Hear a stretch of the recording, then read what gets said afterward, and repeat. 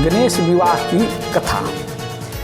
एक बार बोलिए शंकर भगवान की जय। शिव पार्वती के दो पुत्र थे, कार्तिक एवं गणेश। दोनों पुत्र पिता की सेवा करते थे। जब दोनों पुत्र बड़े हो गए तो शिव पार्वती ने कही कि दोनों पुत्र अब विवाह योग्य हो गया है। अब दोनों उत्सुकता से आनंद हो गए और आनंद से कहने लगे कि पहले विवाह मैं करूंगा। गणेश जी पहले विवाह मैं करूंगा, कार्तिक बोले कि पहले विवाह मैं करूंगा। दोनों पुत्र आपस में विवाद करने लगे।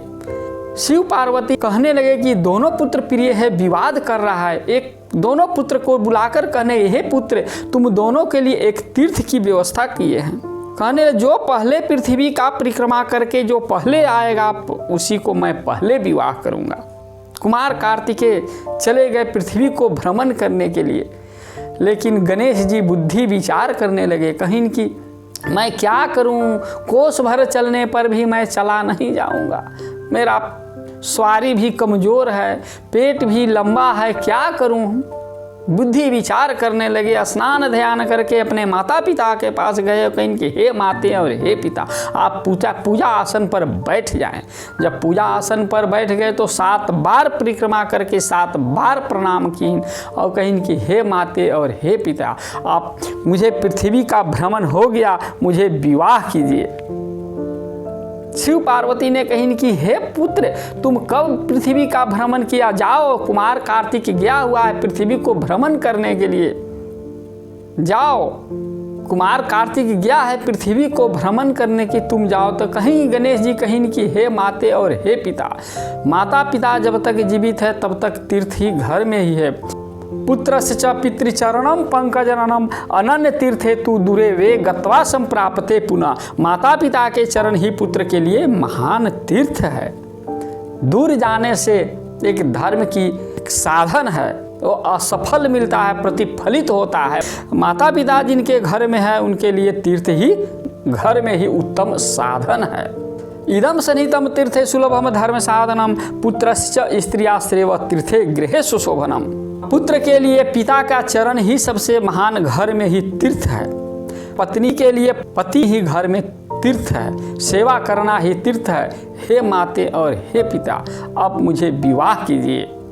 ये धर्म और शास्त्र भी यही कहता है जो कि आपको करना चाहिए। आप तो उत्तम हैं, सबसे श्रेष्ठ हैं। जो धर्म शास्त्र भी कहता है वही करना चाहिए, नहीं तो ये धर्म शास्त्र भी असत्य हो जाएगा। माता पिता के चरण ही सबसे महान तीर्थ है। इतना कहकर चुप हो गए। गणेश जी अपना शांत हो गए, चुप हो गए और शंकर पार्वती ने कहने लगे कि हे पुत्र, तुम महात्माओं में भी निर्मल बुद्धि है। जिसके पास बुद्धि है उसी के पास बल है, उसी के पास विद्या है।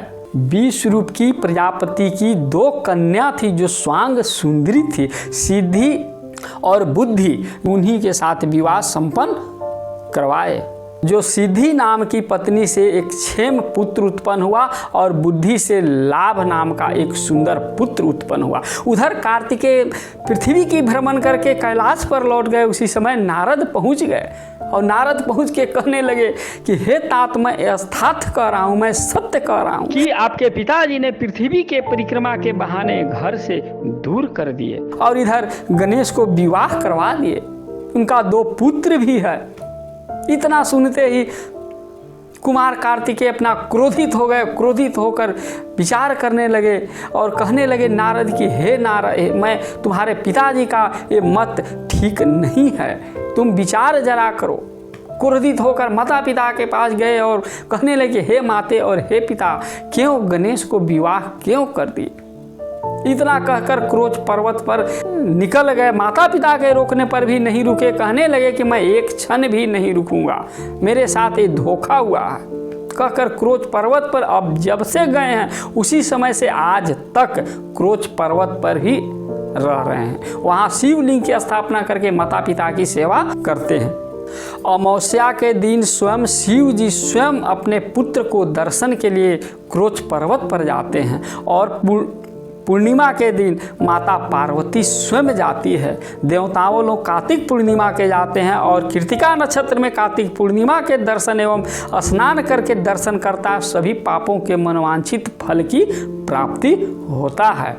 और जो इस कथा का श्रवणम करता है या सुनता है और सुनाता है उसको फल की प्राप्ति होता है। और इधर गणेश जी बुद्धि का देवता, अगर जिस बच्चों को बुद्धि नहीं आ रहा है, पढ़ने में कमजोर है, मन नहीं लगता है, तो गणेश का प्रातः काल उठकर गणेश का आरती दिखाने से वो बुद्धि आ जाता है, क्योंकि वे बुद्धि का देवता है।